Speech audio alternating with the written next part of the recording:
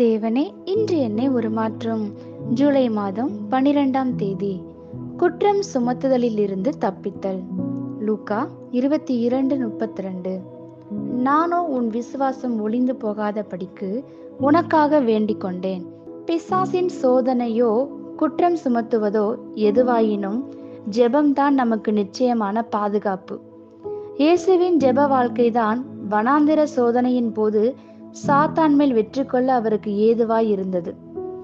அரேபியாவின் வனாந்தரத்திலே 3 வருடங்களாக பவுல் கொண்டிருந்த ஜெப நேரம் தேவனுக்காக உறுதியான மனமுடைய ஒரு மனிதனாக அவனை மாற்றியது.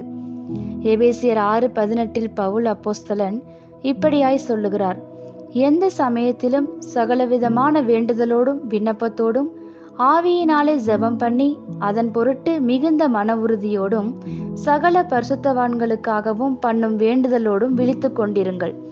இடைவிடாத ஆவியில் நிறைந்த எல்லாவற்றிற்கான ஜெபத்தின் மூலமாகத்தான் நம் ஆவிக்குரிய போராட்டத்தில் சாத்தானை மேற்கொண்டு அவனை விரட்ட முடியும்.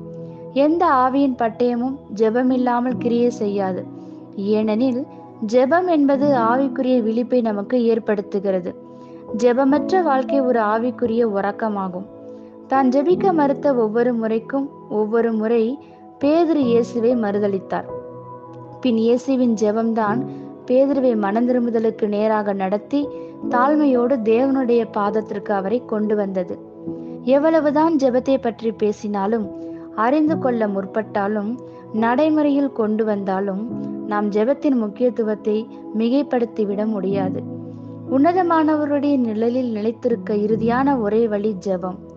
மனதிலுள்ள அறைக்கு சென்று கதவை தாழ்பாலிட்டு கொள்ளும் அந்தரங்க அனுபவத்தின் போதுதான் மகா உன்னதர் வாழும் இரகசிய இடத்தை நாம் கண்டுகொள்ள முடியும்.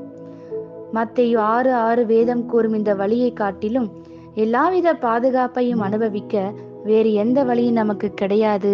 ஆமேன். இந்த வார்த்தைகளினால் நீங்கள் ஆசீர்வதிக்கப்பட்டீர்கள் என்று நாங்கள் நம்புகிறோம்.